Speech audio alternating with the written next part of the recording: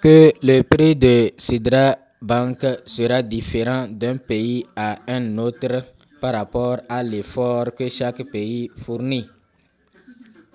Qu'est-ce que vous pensez de cela?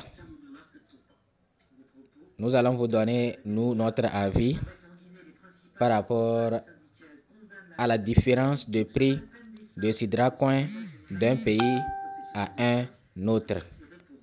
Si vous voulez savoir, si vous voulez connaître notre avis, si vous voulez voir nos analyses par rapport à cela, alors restez jusqu'à la fin. Mais avant, abonne-toi si ce n'est pas encore fait en cliquant sur s'abonner. Ensuite, sur la clochette, vous prenez toutes. Ensuite, intégrez notre groupe WhatsApp et Telegram en cliquant juste en haut. Vous allez voir WhatsApp, vous intégrez WhatsApp, vous allez voir Telegram, vous cliquez sur Telegram. Donc, pour commencer, Sidra Bank est une crypto-monnaie tout comme les autres. C'est une crypto-monnaie. Les crypto-monnaies ont des règles. Les crypto-monnaies ont un système sur lequel ils fonctionnent. Elles fonctionnent plutôt. Donc, le fait qu'on dise que Sidra Bank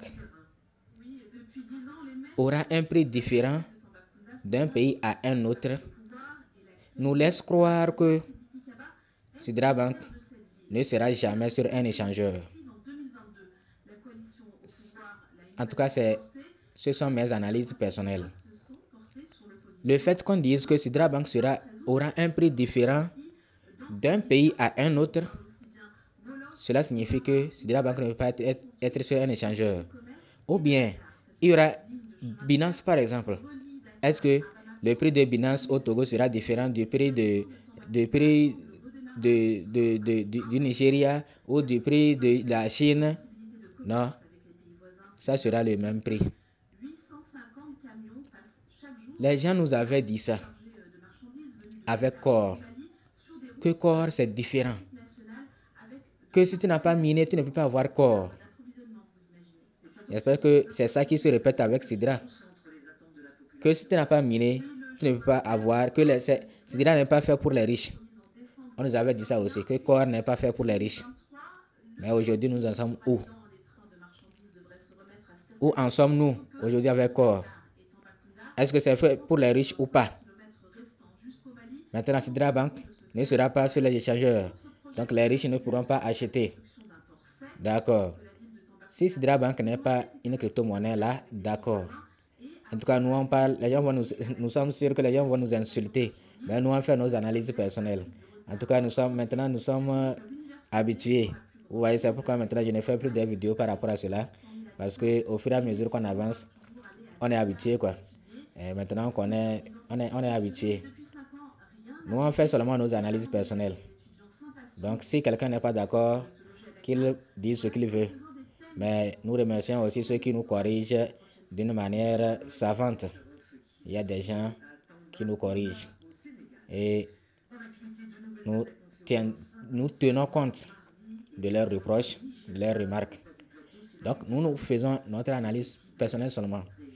Si Sidra Bank n'est pas une crypto-monnaie, ne sera pas exactement une crypto-monnaie, mais en partie une crypto-monnaie et en partie quelque chose, là d'accord. Sinon, tout ce qui se passe là, selon moi, c'est une politique de marketing, c'est une politique d'avoir une communauté encore engagée.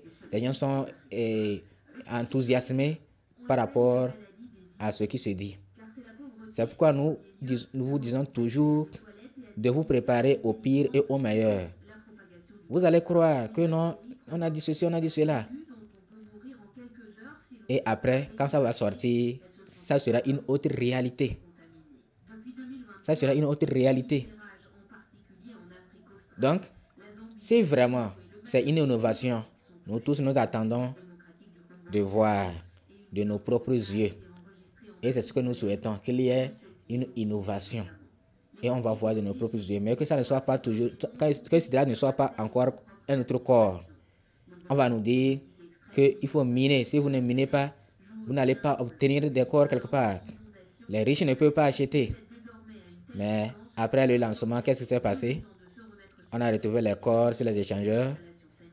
Les gens peuvent acheter comme ils veulent. Vous voyez, non? Donc, mes analyses, c'est que si Sidra aura un prix différent d'un pays à un autre, ça veut dire que Sidra ne sera pas sur des échangeurs. Parce que le prix des échangeurs ne peut pas varier.